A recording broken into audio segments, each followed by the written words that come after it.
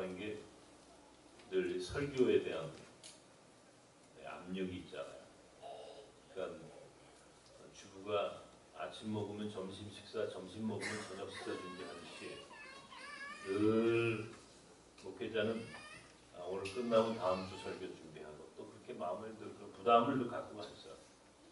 평상시 같으면 뭐 주일 올 때까지 일주일을 또 학교 있고 뭘 학교 있고 우리 공동체 안에 있으니까 제가 시간을 내서 준비도 하는데 일주일 내내 움직여야 되고 또 해야 되니까 본문만 정해놓고는 일단 떠나는 거예요. 근데 어떤 뭐 말씀으로 설교를 해야 되나 뜻하지 않게 제가 오늘 이 본문의 말씀이 생각이 났어요. 이 아말렉과의 전쟁 이야기입니다. 이 본문을 정해놨으면 이 출애굽기에 있는 말씀은 이스라엘 민족이 출애굽했잖아요. 애굽에서 나왔어요. 도망쳐 나왔어요. 430년 동안 애굽에서 종살이를 하다가 모세가 히브리 백성을 데리고 홍해를 건넜어요. 나와가지고 광야에 들어섰지 않습니까? 광야에 들어섰는데, 그러니까 뭐 이 사람들이 이게 광야에 들어선 이 히브리 백성들의 모습을 한번 상상해 보십시오. 이 사람들이 모습이 좀 어떻게 했나요? 그러니까 밤에 급하게 도망을 나왔단 말이에요. 그러니까 뭐 하나 제대로 준비되어서 나온 사람들이 아니란 말이에요. 노예, 종살이를 하던 사람들입니다. 그런 사람들이 대거 홍해를 건너서 광야에 들어서니까, 광야라고 해도 사람이 살아요. 거기에도 아무도 안 사는 그냥 그런 곳이라고 생각하시면 안 돼요. 거기에도 이미 그 광야에도 광야에 원주민들이 있어요. 거기에도 이 원주민들이 난리가 난 거예요.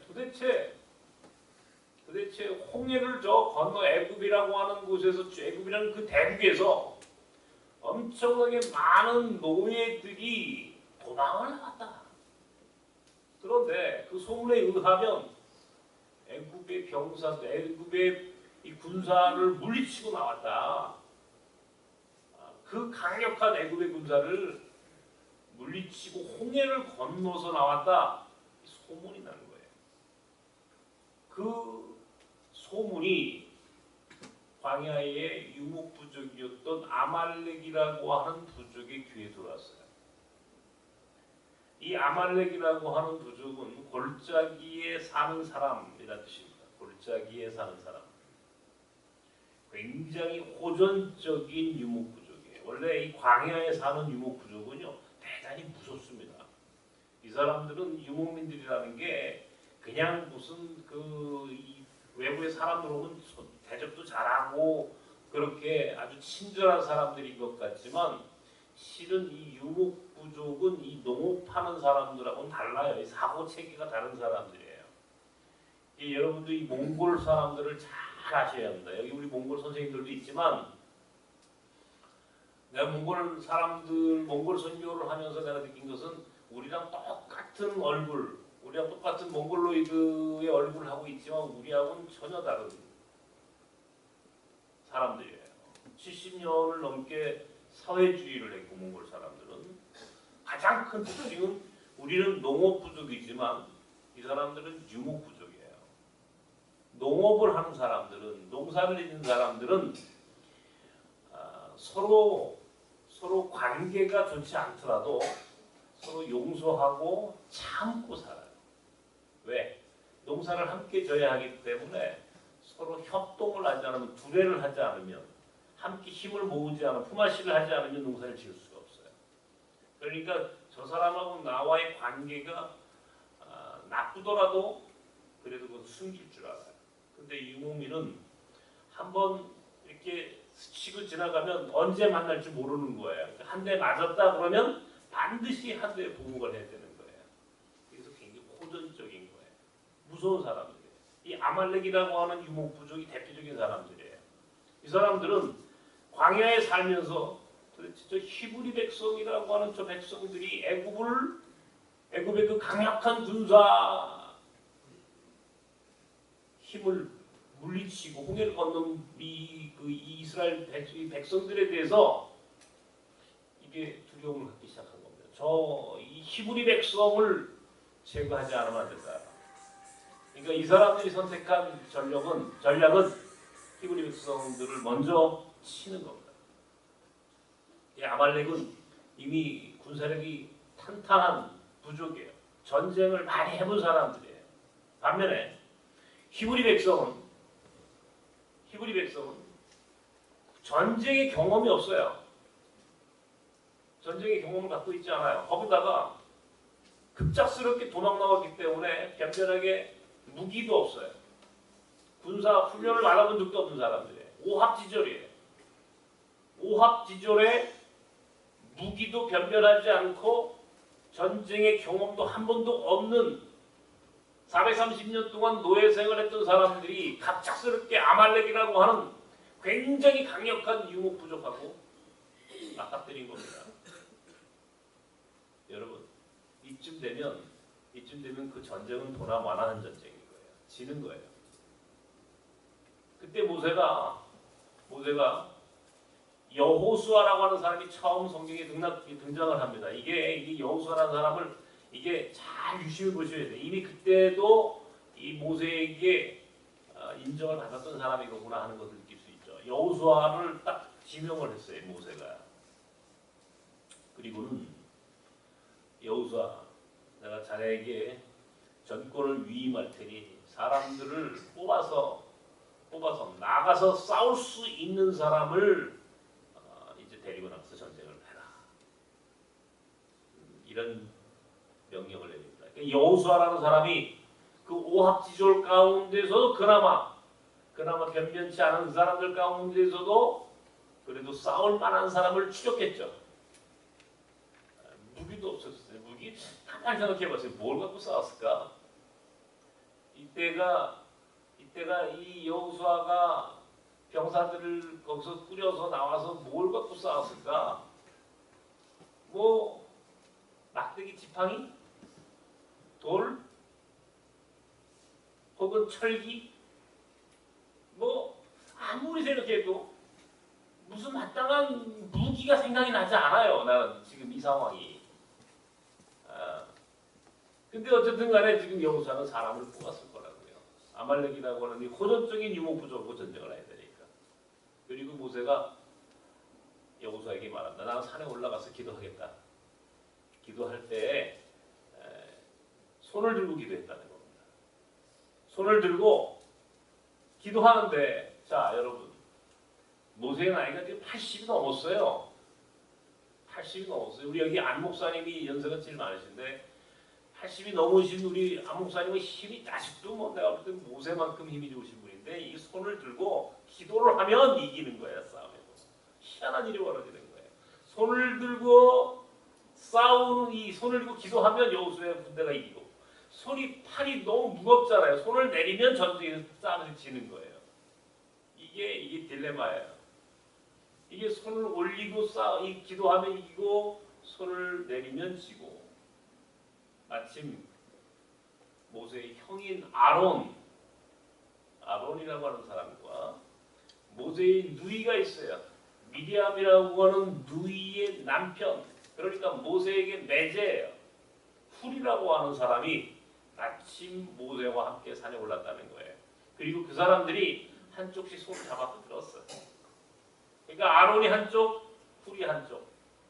모세는 힘이 겨우니까 이제 돌 위에 앉고 이제 손은 양쪽에서 한쪽씩 잡아 올리고 기도를 하면 싸움에서 이기는 거예요. 결과적으로 그렇게 해서 싸움에 이겼다는 겁니다. 그래서 그 싸움을 기념해서 그곳에 단을 세웠다는 거예요. 여호와 니시라고 하는 것은 깃발이라는 뜻입니다. 깃발. 여호와께서 싸우셨다. 여호와께서 싸워 이기셨다 그런 말이에요. 여호와 니시.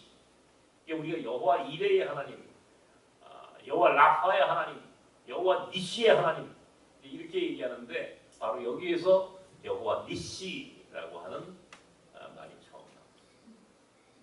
손을 들고 기도하면 이겼다는 거예요. 몇 주 전에 저 증도에 갔지 않습니까? 우리 뉴라이프에서 증도에 우리 교인들과 같이 갔었는데 거기 이제 문중경 전도사라고 하는 여자 전도사가 거기서 선교했다고 그랬죠. 6.25 때 순교했던 곳입니다. 갔는데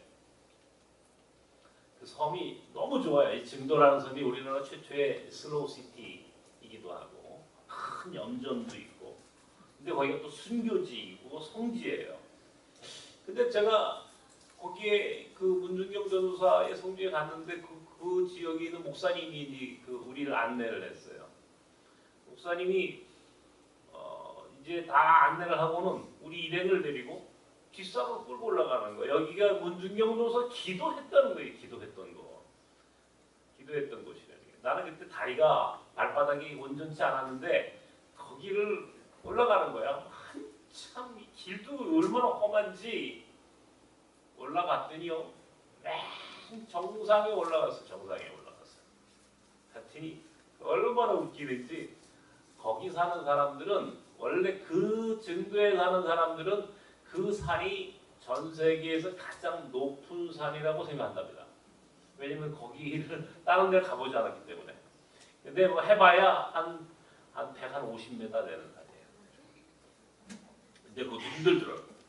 근데 더 재밌는 거는 그 앞에 한반도 모양의 숲이 조성되어 있는 거예요. 그게 일부러 조림을 한 건지는 내가 잘 모르겠어요, 지금.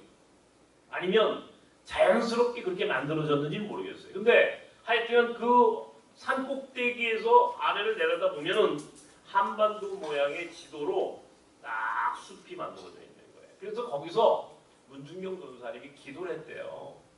손을 들고 기도를 했답니다.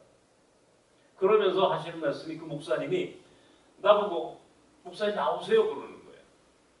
그리고 이 돌을 하나 갖다 놓더니 나보고 무릎을 꿇으래.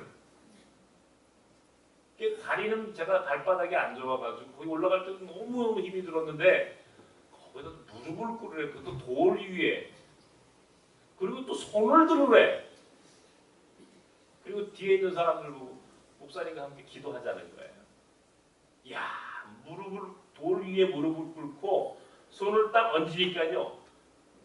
이게 무릎은 무릎대로 아프고 팔은 또 왜 그렇게 아픈 거예요?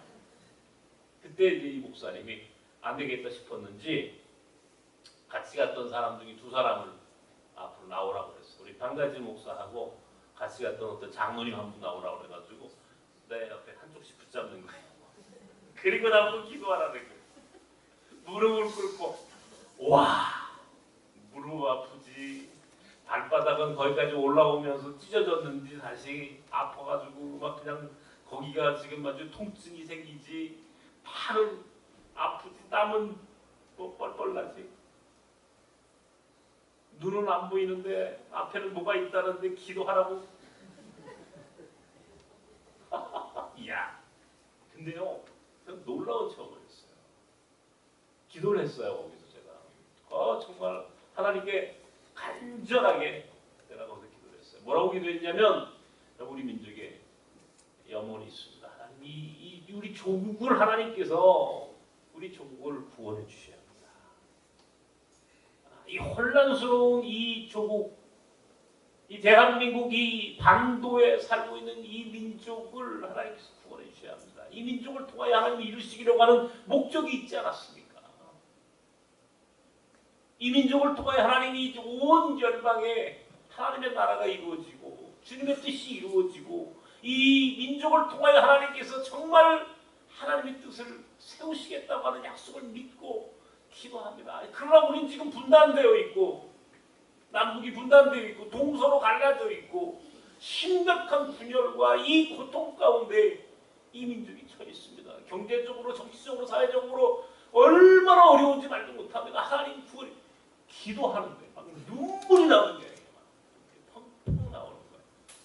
내가 기도하다가 오랜만에 그렇게 하나님 앞에 한쪽 손 잡고 이다른 잡고 이렇게 손 내려오니까 잡고 기도하는데 정말 그날 제가 기도하는 가운데 은혜를 받았어요.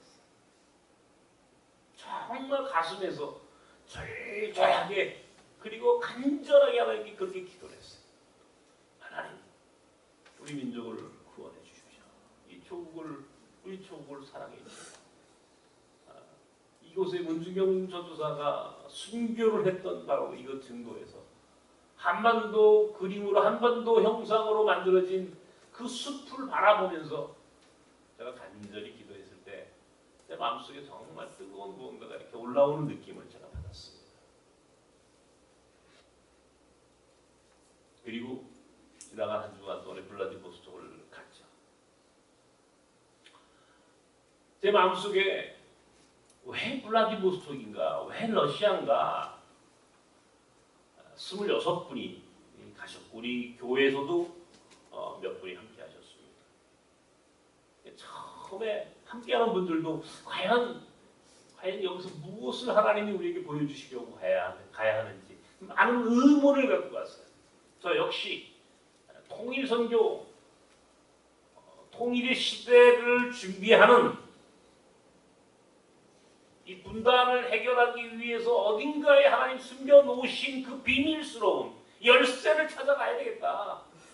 분명히 이 분단의 문제를 해결하고 치유할 수 있는 어딘가에 숨겨놓은 비밀의 공간이 있을 것 같은데 그것이 어딜까? 가기 전에 여러 번 책을 몇 권의 책도 보았습니다. 러시아 시베리아라고 하는 그 땅에 대한 책도 보았고 고려인의 역사도 읽었고 근데 문득 어딘가에서 한번 경제학 무슨 관계된 책을 보다가 짐 로저스라고 하는 세계적인 투자가의 이야기를 읽었어요. 그게 확 다가오는 거예요. 이 사람은 지금 싱가포르에 살고 있습니다.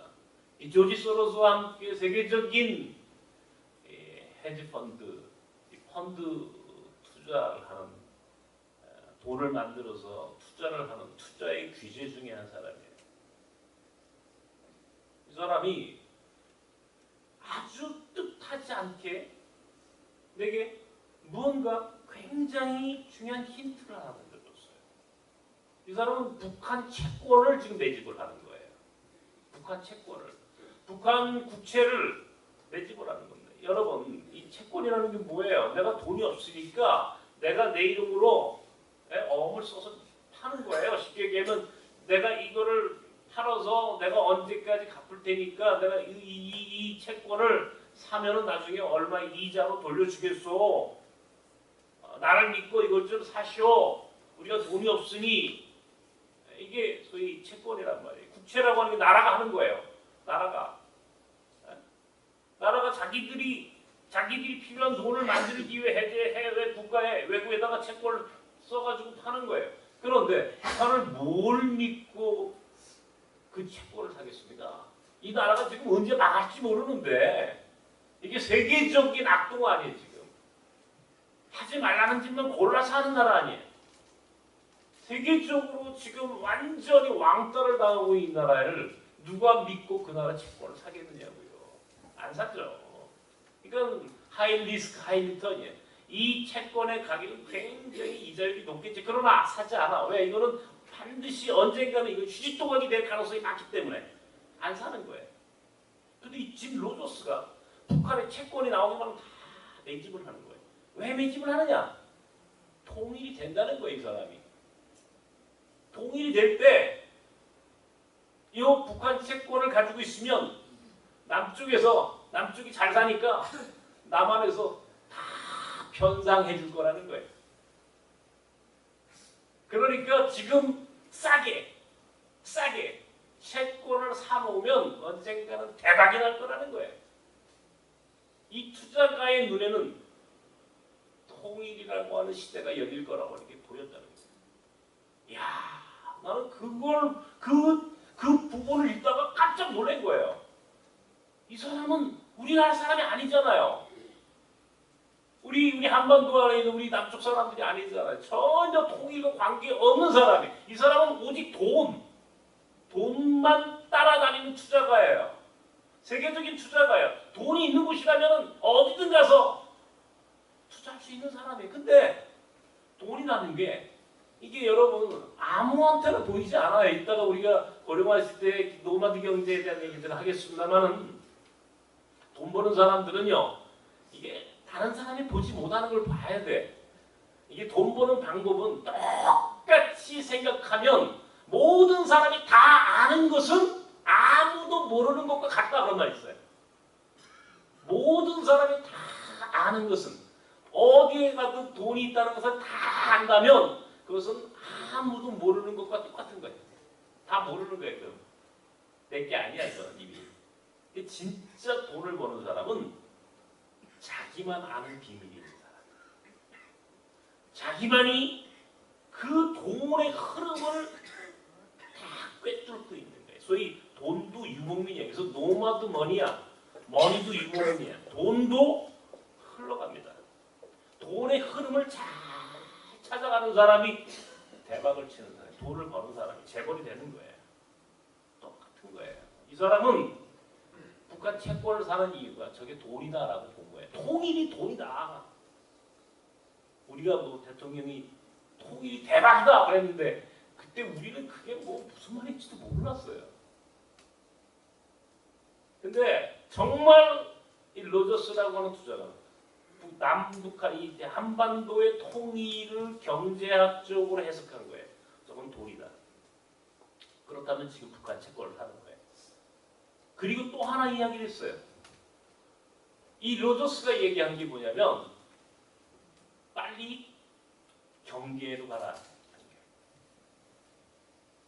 북한 접경지대로 가라.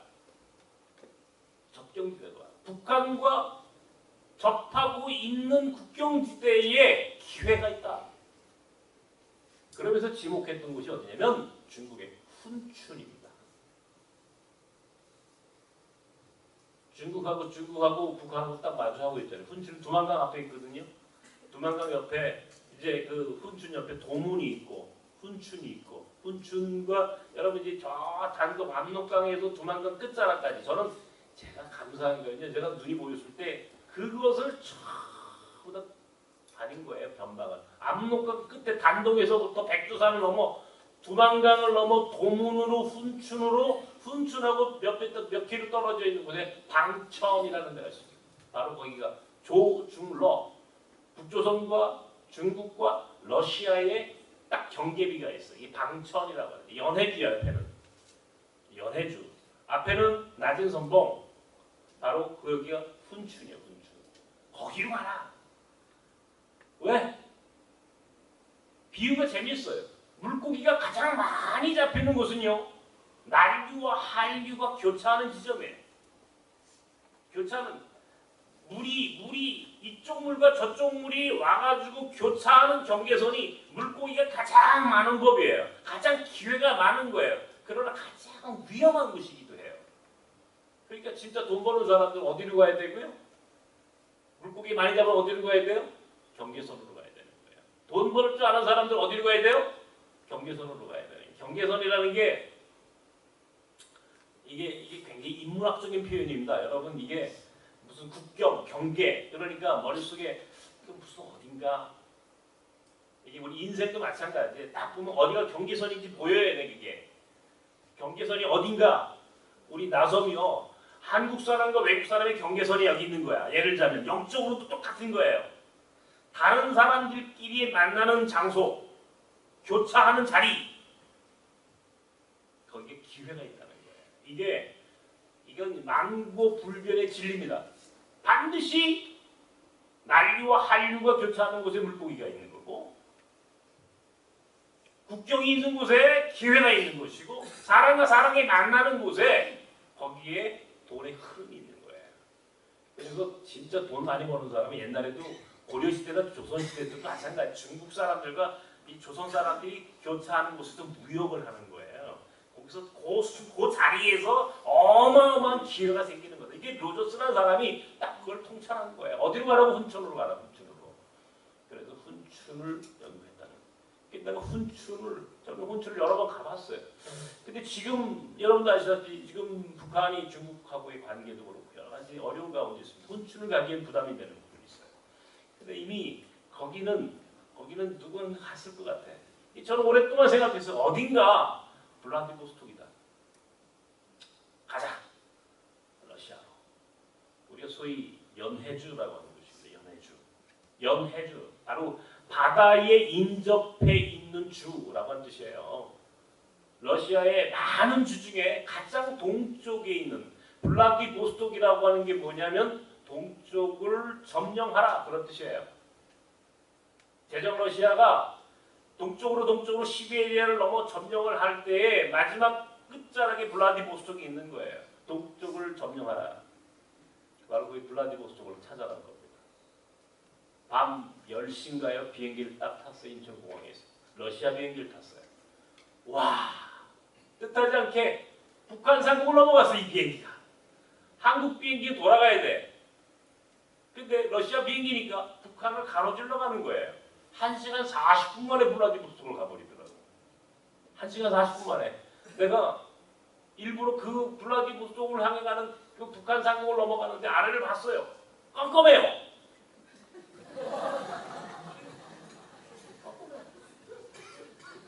내가 봤다니까요. 깜깜해. 불빛이 하나도 없더라고. 하긴 뭐 나도 안 보이니까 깜깜할 수밖에 없지. 근데 내가 봤어 일부러.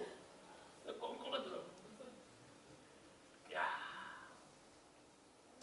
밤에 내려서 거기 이제 선교사님 마중 나와가지고 이제 하루를 이제 호텔에서 묵고 아침에 일찍 우리가 이제 블라디보스톡 시내부터 쭉 봅니다. 처음에 이제 우스리스크라고 하는 곳을 갔어요. 여기는 참 중요한 곳이에요. 우스리스크. 고려인이 집단적으로 살았던 곳입니다. 여기 발해가 거기서 일어났던 발해 성터가 있고요.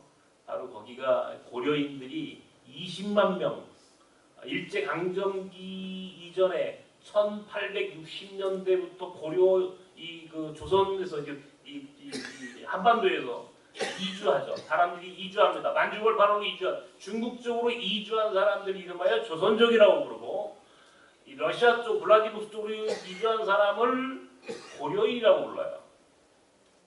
우리 한민족 공동체입니다. 여러분 외국에 나가 살고 있는 사람이 지금 우리가 한 700만 된다고 그러는데 그 중에 다 이 조선족 고려인 다 포함되는 거예요. 고려인이 20만 명이 살고 있었어요. 그런데 1937년에 스탈린이 독재를 하죠. 공산주의 체제를 강화하기 위해서 시베리아와 이 러시아 땅에 이 소비에트 연방 안에 있는 사람들을 뒤섞어버려요. 저쪽 우크라이나 흑해 앞에 있는 우크라이나에 있는 사람들은 이 블라디보스톡 동쪽으로 끌고 와버리고 동쪽에 있는 블라디보스톡에 있던 고려인들은 중앙아시아로 강제 이주를 시켜버립니다. 20만 명이 강제 이주를 당해요. 지금 카자흐스탄, 우즈베키스탄, 키르기즈스탄, 우리 뒤에 스탄자 붙는 중앙아시아에 있는 사람, 고려인들이 그렇게 해서 흩어지게 되는 바로 그곳에 나갔어요. 거기서도 많은 생각을 했어요. 그 땅을 보고 고려인 문화센터를 들어가서 보고 그곳에서 사람들이 불렀다는 아리랑의 노래가락을 들어보면서 참 많은 고통이 있었겠구나. 그리고 블라디보스톡으로 돌아왔어요. 블라디보스톡에 와서 하루를 이제 쭉 돕니다. 선교지도 보고 하루 종일 일부러 제가 가고 싶었던 것은 블라디보스톡 항구예요. 제가 항구를 꼭 가보고 싶었어요. 왜냐면 그 항구에서 배만 타면 조금만 가면 거기가 북한이에요. 붙었잖아요. 북한하고 블라디보스톡으로. 배만 타면 쓱 넘어가면 되는 거예요. 거기가 바로 시베리아 횡단열차의 종착지예요. 시베리아 횡단열차 TSR이 블라디보스톡에 딱 떨어져요. 거기를 가보고 싶었어요. 거기를 돌고 하는 생각을 해요. 저녁에는 북한 식당을 갔어요. 북한 조무주의 접대원들이 나와가지고 우리가 이제 뭐 냉면도 시키고 뭐 밥을 저녁을 먹고 우리 그날 밤에 TSR 시베리아 횡단열차를 타고 하바롭스키를 가야 되는데 가기 전에 거기서 밥을 먹는 거예요. 북한 여종업원들이 나오는 식당이에요. 금강식당? 금강산 식당? 네. 근데 너무 정말 북한 여종업원들이 착하고 예쁘고 안 보이는데도 보였어요. 노래도 불러주면 반갑습니다. 파운드. 근데 처음에는 그게 너무 신나고 재밌었는데 나중에 얼마 시간이 지났는데 괜히 눈물이 나는 거예요. 괜히 눈물이 나는 거예요. 그리고 김정은 배지를 단 남미 그 건강한 북한 청년들이 왔다 갔다. 그러니까 이제 요즘 아주 심상치 않잖아요. 그러니까 계속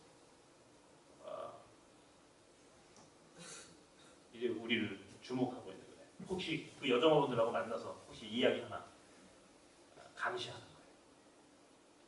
같이 간 분들이 한참 처음에는 기분이 좋고 신기한데 나중에는 왠지 모르게 울컥 눈물이 나고 가슴이 짠해지면서 그 블라디보스톡에 북한 사람들이 3만 명이 살고 있어요.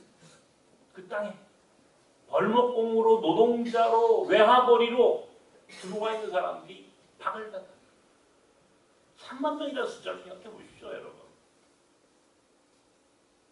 밤에 블라디보스톡 역에서 시베리아 횡단 열차를 타고 장장 12시간에 걸쳐 하바롭스키 찾아왔습니다. 하바롭스키는 중국 흑룡강하고 붙어 있습니다. 흑룡강하고 붙어 있어요. 아무르강이라고 하는 흑룡강의 강이 아무르강이라고 하는 강으로 연결돼서 이게 이제 북쪽으로 넘어가는 거예요. 저 북극 쪽으로. 이게 굉장히 큰 강이 있고 뭐 이 하바롭스키는 굉장히 유명한 데죠. 러시아 혁명사에서도 대단히 중요한 도시입니다. 블라디 하바롭스키 역에 딱 내렸어요. 내렸는데 역에 딱 나왔잖아요. 비가 부슬부슬 내리는데 북한 사람들이 김정은 배지를 든 사람들이 거기서 서성이고 우리가 박물관을 갔어요. 하버 박물관을 갔는데 거기도 북한 사람들이 와가지고 왔다 갔다 하는 거예요. 곳곳에 북한 사람들이 있는 걸 봤어요. 야, 내가 중국도 여러 번 가서 봤는데 중국에서 볼 수 없는 것을 러시아, 블라디보스톡과 하바롭스키를 가가지고 저 봤어요. 거기에 그렇게 많은 북한 사람들이 있다는 걸 상상을 할 수가 없었어요. 다른 분들은 어떤지 몰라요. 저는 거기서 느꼈어요. 여기가 기회의 땅이다. 훈충이 아니라 블라디와 하버다. 여기가 앞으로 통일의 기지가 될 수 있는 가장 좋은 곳이에요. 왜? 북한이 갈 데가 없어요. 완전히 고립됐어요. 중국도 북한 손을 잡아주질 않아요. 그런데 러시아는 경우가 다른 거야. 아하, 북한에게 있어 마지막 기대, 마지막 버팀목은 러시아였구나. 블라디보스톡, 하바롭스키. 가장 우리 오래된 우리 발해부터 우리 고려인들까지 우리 민족의 한과 서름이 있었던 바로 그 땅. 한때는 만주벌판이었을 그곳. 우리 조상이 살았을 그 땅에서 지금 북한 사람들이 돈을 벌고 그곳에서 벌목을 하고 한두 명이 아닌 수만 명이 그 땅에서 지금 살아가고 있는 것을 제가 봤어요. 저는 그 사람들을 보면서 오늘 이 본문을 생각했습니다. 과연 이것이 우리가 정말 무슨 무기를 들고 싸우는 전쟁이기보다 영적인 전쟁이고 통일이라고 하는 것은 우리 마음과 영과 우리 인생의 모든 것을 이 조국의 모든 것을 걸고 하는 싸움이에요. 이건 싸워서 반드시 이겨야 할 싸움이에요. 이 싸움은 반드시 승리해야 할 싸움이에요. 근데 한편에서 대단히 두려움이 생겼어요. 왜냐하면 위험한 거예요. 북한 사람들이 그렇게 많이 있다는 것은 위험한 거예요. 누가 간첩인지 누가 무슨 어떤 사람이 그 사람이 누군지 아무도 몰라요. 북한 사람이라는 건 그것만 갖고 접촉할 수가 없는 거예요. 야, 물고기가 많은데 이걸 어떻게 잡아야 되는지 이 싸움을 어떻게 해야 되는지 막막한 거예요. 사람들이 같이 간 분들이 어떤 생각을 했는지 모르지만 저는 분명한 기회가 거기에 있다. 통일의 기회가 거기 있다. 그런데 과연 이것을 어떻게 해야 할 것이냐라고 하는 이 전략적 선택에 있어서만큼은 제가 굉장히 고민을 할 수밖에 없더라고요. 그래서 한편에서는 연해주에다 땅을 사가지고 농사를 접을까? 뭐 그 생각도 제가 가서 해봤어요. 우리 권영진 집사님이 가서 농사를 지으면 잘 지으실까?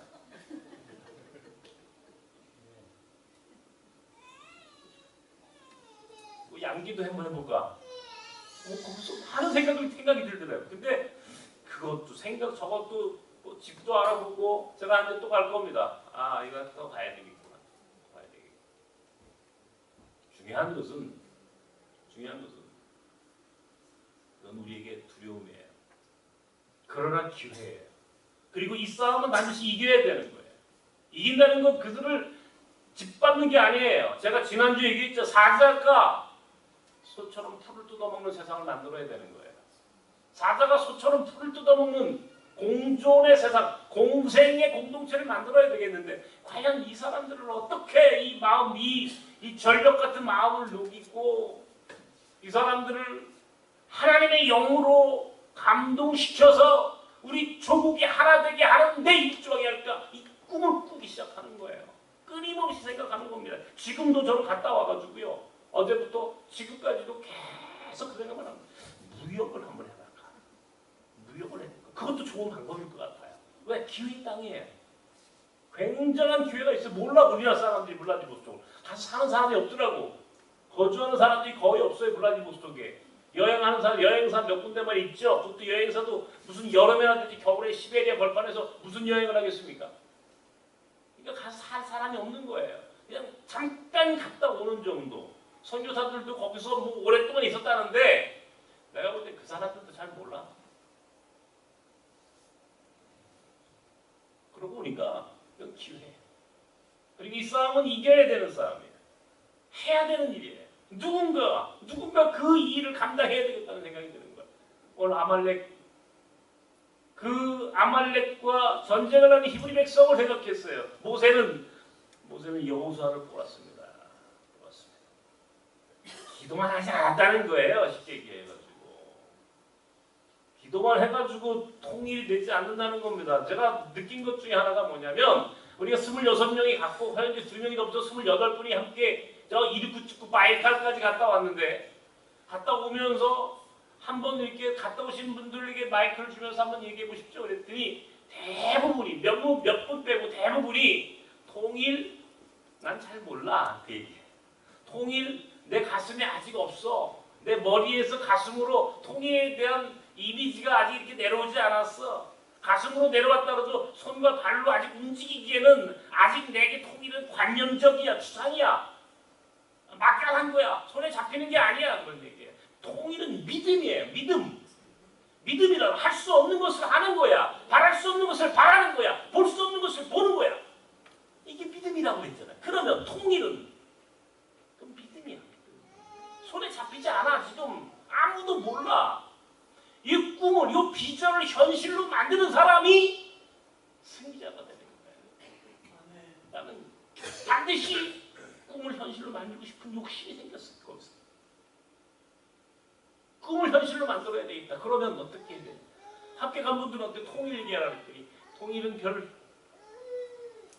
TSR 시베리아 횡단 열차를 타고 바이칼에 가가지고 아론소에서 멋진 야생화 단지를 보고 그게 다 좋죠. 저도 행복했으니까. 다음에 모시고 할게요, 여러분. 시베리아 횡단 열차 꼭 한번 타십시오. 제 버킷리스트에 들어가 있는 걸 제가 이뤘다는 거 아닙니까? 제가 바이칼을 가고 싶었는데 바이칼을 한번 가봤다는 거 아닙니까? 여러분, 그 좋은 여행 보너스를 해드릴 테니까 블라디보스톡의 통일을 꿈꾸는 인생을 한번 살아보자. 제가 그렇게 제안을 하고요. 근데 생각보다 우리가 기도는 많이 해. 매일 올라와서 기도하고 통일을 위해서, 북한 선교를 위해서. 근데 굉장한 추상이야. 현실적이지 않는 얘기예요. 막상 통일, 그게 우리에게 얼마나 고통스러운지를 생각하면 통일하고 싶지 않아요. 이게 나이 드신 분들도 이 정도면 지금 젊은 청년들은요. 통일하자 그러면요. 그거 왜 해야 되는데요? 라고 물어요. 아예 관심이 없어요. 그러니까 이 문제를 제가 거기서 봤어요. 야, 정말 어려운 숙제로구나 이 통일이라고 하는 게. 통일을 막상 이루려고 하니까 이게 잘 안 되는 거예요. 막상 통일 얘기해 보니까 아는 사람이 없어요. 그냥 막연한 거예요. 그냥 헌금해가지고 북한에 뭐 한다면 보내주면 그걸로 끝인 거예요. 그게 전부예요. 근데 블라디보스톡을 가서 보니까 거기 기회가 있더라고요. 그것도 구체적인 기회가 딱 떠오르는 게 뭔가 있어. 아직 난 잡진 못했는데 분명히 거기 숨어져 있어. 거기 분명히 숨어져 있는 키워드가 있다고. 그걸 꺼집어내면 통일을 선교를 위해서 엄청나게 쓰임받는 길이 거기 열려지겠구나라고 하는 그런 확신을 난 가졌어. 모세는요 산에 올라가서 혼자 이렇게 혼자 기도하지 않았어요. 여호수아라고 하는 사람 뽑았어요. 싸워라 가서 보냅니다. 사람을 뽑아가지고 직접 전쟁을 할 사람도 뽑아요. 혼자 기도하지 않아. 혼자 기도하려니까 팔이 아파서 못해. 손을 내리면 전쟁에서 졌다는 거예요. 그러니까 아론과 훌이 옆에서 붙었다는 거예요. 그러고 보니까 여러분 이 여호와 니시의 전쟁에서 승리를 일군 사람은 과연 누굽니까? 모세입니까? 모세가 한 사람이 아니에요. 여호수아가 있어요. 여호수아만 한 게 아니에요. 모세의 두 팔을 들어줬던 아론과 훌이라고 하는 사람이 없었으면 손이 내려오는 거예요. 그 전쟁은 개인기로 한 게 아니에요. 한 개인이 한 게 아니에요. 여호와 니시의 전쟁은 함께 승리를 만들어가는 겁니다. 구체적으로 나가 전쟁한 여호수아가 있고 뒤에서 기도한 모세가 있고 그 기도하면서 손을 붙잡은 아론과 훌이라고 하는 동역자가 함께 있었을 때 그 전쟁이 승리하게 됩니다. 여러분 군대 가면요. 제가 장교 훈련 받을 때 보니까 여러분 전무사 때 같은 통나무 메고 앉았다 일어났다 통나무 메고 여기서 저기까지 옮기는 무슨 시합 같은 거 합니다. 해병대 훈련 가면 아주 강하죠. 엄청나게 무겁습니다. 전무사 때 하나는 엄청나게 무거운 전무사 때는요. 혼자 짊어질 수 없어요. 모두가 함께 짊어져야 합니다. 거기에 만약에 한 사람이라도 살짝 손가락만 살짝 대고 뒤에 흉내만 내고 쫓아가면요. 반드시 무너지게 돼 있어요. 이거는 함께 어깨에 힘을 모아서 옮길 때만 그 엄청난 정보 상태로 옮길 수 있는 것처럼 함께 움직이려야 합니다. 축구는 11명이 하는 거, 야구는 9명이 하는 거, 농구는 5명이 하는 거예요. 한 사람만 잘해가지고 승리할 수 없어요. 모두가 잘해야 되는 게 팀워크가 중요해요. 함께 하는 거. 이걸 동력, 조금 유식한 말로 공동체, 나섬이라고 하는 것을 공동체라는 이름을 만든 이유가 거기 있어요. 함께 가는 거예요. 함께 해야 되는 거예요. 누구 하나 혼자 하는 게 아니에요. 개인의 자존심이, 개인의 개인기가 아니에요. 팀의 성공과 그 팀의 승리를 위해서는 함께 움직여야 하는 거예요. 바울이 혼자 선교하지 않았어요. 바울은 1차 전도 여행 때 디모데를 만납니다. 그가 비시디아 안디옥에서 유대인들에게 핍박을 받아 피투성이가 됐어요. 그때 바울을 치료해줬던 사람이 디모데예요. 1차 전도 여행이 끝나고 1차 전도 여행이 끝나고 예루살렘 공의회의에서 창세기 사도행전 15장에 예루살렘 공의회의의 결론을 갖고 찾아온 사람이 실라라고 하는 사람이에요. 바로 실라를 바울이 스카우트합니다. 함께 동역하자. 디모데와 더불어 실라라고 하는 동역자가 생겼습니다. 2차 전도 여행을 하면서 드로마에서 마케도니아 사람의 환상을 봅니다. 그때 그 자리에 함께 있던 사람이 의사 누가예요. 의사 누가. 그 이후로 이 의사 누가는 모든 바울의 사역에 나라고 하는 바울이라고 하는 한 개인의 이름을 쓰지 않습니다. 우리 복수형의 단어를 사용합니다. 우리는 바울과 디모데와 실라와 의사 누가 그 외에 빌립보에 가니까 자주장사 루디아라고 하는 여자가 있었어요. 고린도를 찾아가니까 아굴라와 브루스길라라고 하는 부부가 있었어요. 바울은 가는 곳마다 동역하는 하나님의 사람들과 함께 힘을 모아서 하나님의 나라를 만들어가는 선교적 삶을 실현했던 겁니다. 바울이 혼자 하지 않아요. 할 수가 없어요. 왠지 아십니까? 바울은 눈이 보이지 않았어요. 어떤 사람은 간질이라고 하는데 간질이 아니고 눈이 보이지 않았던 겁니다. 다메섹 도상에서 비치고 눈에 빛이 들어오는 바람에 시력을 잃었어요. 안질이 생겼어요. 혼자 다닐 수 없어요. 저는 생각했어요. 하나님이 왜 유해근 목사 눈을 가져가셨나? 또 생각해봤어요. 이번에 일주일을 다니면서 너무너무 피곤한 여정이었는데 그 여정에서 제가 큰 위로를 얻었어. 야, 내가 눈이 안 보인 것이 너무 감사하다. 왜? 눈이 보였으면요, 제가 와서 혼자 하려고 했을 거예요. 혼자. 블라디보스톡에 가가지고 혼자 잘난 척 해가지고 혼자. 그러면 아마 거기서 아마 북한으로 끌려갔든지 테러를 당해가지고 순교를 했든지 아마 결론이 그렇게 났을 겁니다. 근데 눈이 보이지 않습니까? 제가요, 누구가 같이 있는 거예요. 얼마나 웃긴 일이냐면 바이칼 호수에서 나왔어요. 중간에 저녁을 먹는데 밥을 먹고 이제 화장실을 가야 되는데 그 러시아 화장실은요, 화장실 하나 여자 남자 공통이에요. 공용이에요. 그 26, 28 거의 30명쯤 되는 사람들이 남자 여자 하나가 쓰니까 민망하잖아요. 저는 또 제가 아주 자연을 사랑해서 저는 밖에서 보통 볼게요. 우리 집사람하고 여보 화장실 가야 돼. 어디 화장실이 없지? 거기 밖에. 그러니까 우리 집사람이 저를 데리고 뒤로 쫙 끌고 가는 거예요. 끌고 왔는데 개가 있는데 큰 개가 와 하고 짖는 거예요. 우리 집사람이 날 안 보이니까 우리 집사람이 의연하게 걔가 여보 너무 울 것 같아. 걔가 나올 것 같아. 울 것 같아. 갑자기 제가 가장 싫어하는 게 개입니다. 가장 싫어하는 게 동물이 몇 가지가 있습니다. 제가 뭐 개 좋아하는 분들은 저 욕하지 마십시오. 저는 사실 제가 거기에 대한 어렸을 때 개한테 물려본 경험이 있는 사람. 트라우마가 있어요. 저는 조금 요만한 치아와도 싫어요. 무서워요. 솔직히 막 짖으면 도망가는 사람이에요. 근데 눈이 보이지 않는데 우리 집사람이 여보 큰 개야. 아이고 화장실에 갔다가 놀았을 거예요. 막 짖는 쫓아올 것 같아요. 막 넘어올 것 같아요. 걔가 큰 개가 도망갔어요. 제가 우리 집사람을 놓고 도망가다 모자 떨어지고 우리 집사람이 정말 실망했대요. 어떻게 이런 남자를 믿고 북한 선교? 무슨 탈북자? 무슨 소리 하는 거야 지금? 강아지 한 마리야. 강아지 한 마리도 무서워서 도망가는 남자가. 그리고 저보고 어떻게 개를 저렇게 무서워하면서 개고기를 먹니라 보고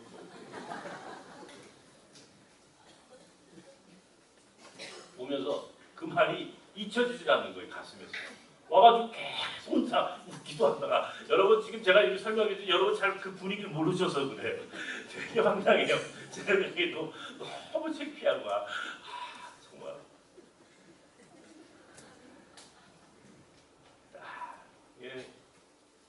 눈이 보였으면요 혼자 또 잘난 척하면서 갔다가 강아지 한 마리도 제대로 감당 못하는 남자가 무슨 북한을 선교하고 그 말 한마디가 탁 귀에 가슴에 딱 새긴 거예요. 강아지 한 마리도 감당하지 못하는 사람이 무슨 통일을 떠오네. 야 그래 좀 편없지. 근데 가만히 보니까 나는 눈이 보이지 않는 거야. 그래 혼자 하는 게 아니야. 함께 하는 거야. 내가 오늘 여러분께 무슨 얘기하는 건지 아십니까? 나는 이게 정말 이제 내가 거기서 확 신뢰했어요. 양이 아니라 질이다. 정말 선택받은 사람들과 함께 하나님의 나라를 위한 사역을 시작할 때가 됐다. 오늘 이영환 집사님 우리 교회 오늘 등록하셨습니다. 감사합니다. 잘하셨어요. 나중에 하나님께서 이 경계선이 있거든요. 우리가 한국 사람과 외국 사람의 경계선에 우리가 있잖아요. 지금 진 로저스 후춘 가자고 했는데 나는 블라디보스토크 가겠습니다. 거기서 블라디보스토크 선주까지는요. 지금 그 고속열차가 생기면 40분 만에 갑니다. 40분. 붙었어요. 사실은 이게 중국 딱 붙은 나라. 블라디보스토크 연해주와 훈춘원이 붙었잖아요. 중국하고. 거기가 거기예요. 지금 로조스가 얘기한 거나 유해근 목사가 얘기한 거나 거기서 거기에 다 해야 되겠다.